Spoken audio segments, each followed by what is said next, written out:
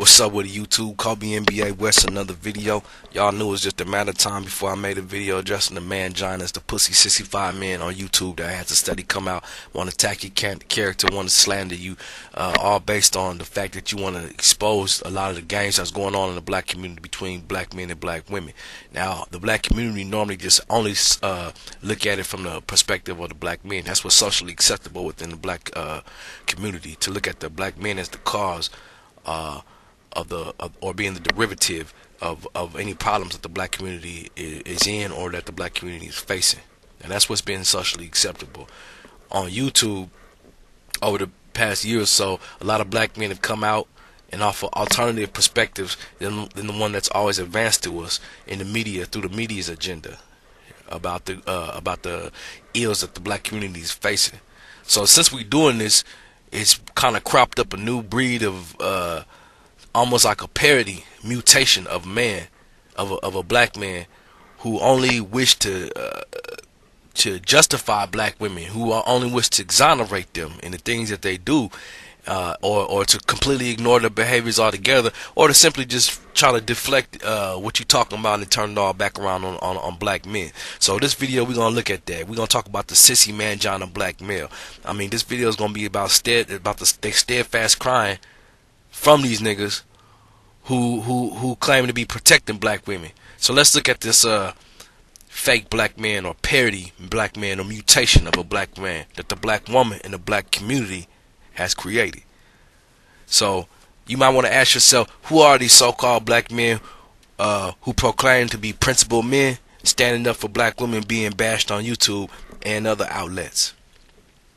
So you're gonna say, oh, who are these vaginized niggas who refuse to acknowledge the black woman's culpability in the problems that the black community is facing? Now, over the past 40 years, black women have professed the horrors of black men and how the black woman has singularly saved the black family. Yeah, right. Look at the state of the black family. But I mean, over the past 40 years, that's all we hear, right? That's I mean, well, in the media, in print, that's all we read and hear.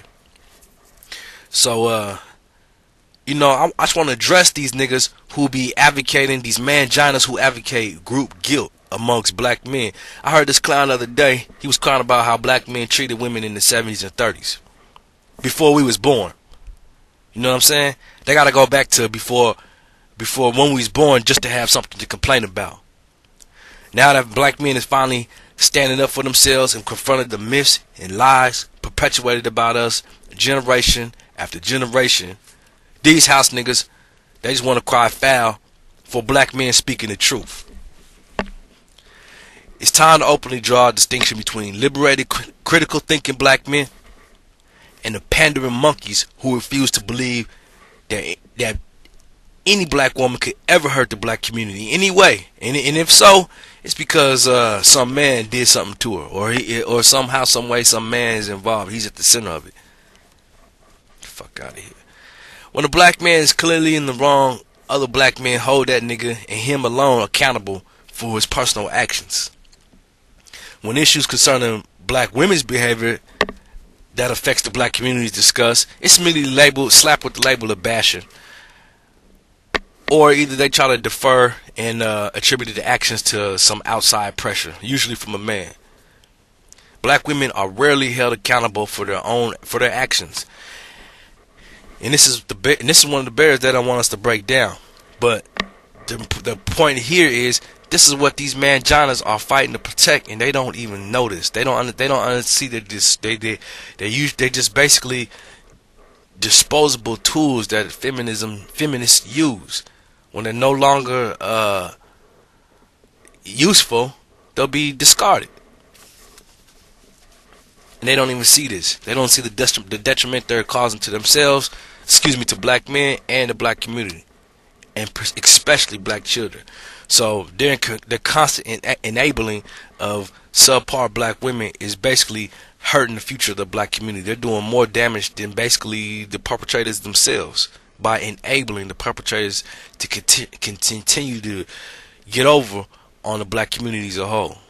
And when I say black community, I'm basically talking about the children. I'm basically talking about the future. I really don't care about men and women on their individual levels and what they're really going through. And that's just being honest. I don't care about you.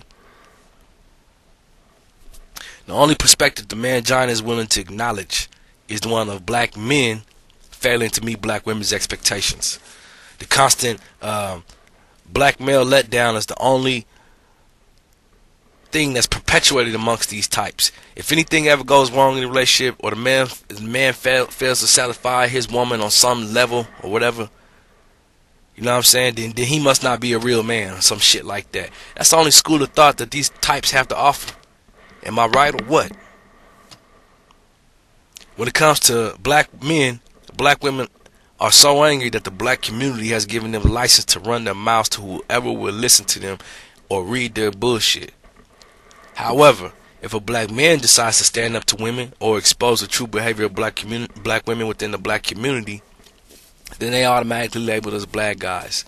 The unsocial spoken rule, the unspoken social rule in the black community is no one talks about the women. Whether it be true, factual, whatever, we still don't talk about the women. If you do, then you're not a real man. You a crybaby. You taking your own problems out on women, or maybe you gay, or you can't get a woman. You don't have a girlfriend, and the list goes on and on. You know what I'm saying? I'm sure y'all heard them all before. Notice the great undertaking ad hominem attack to any challenger of the infallible regard which the black community has been trained to hold the black woman in. These sissified men will go on and on making attempts to slander your personal character, all based on guesswork they cook up in their heads. What they're doing is projecting their fear to male dominance into spiteful words meant to crush the seed of self-worth in the man who rebels against matriarchy in the black community. That's what they're doing. Just to put it in plain English, the white man through judiciary and legislative empowerment. And that's what it is, y'all. So don't try to get all touchy-feely and sensitive about, oh, don't make this a black and white issue. You know, ain't nobody making legislation but the white man in this country. Don't fool yourself. So like I was saying, the white man through the judiciary and legislative empowerment has made the black woman the de facto head of the family. And the majority of black women will do anything fathomable to keep that power. The Mangina does not wish to attribute any current conditions of the black community to the sociopathic behavior displayed by the majority of black women in today's society. It's just like a politician who wishes to remain elected to their seat of power. They're willing to plunge as low as possible to remain in power, stoop to any unscrupulous level to remain on top. That's what they do.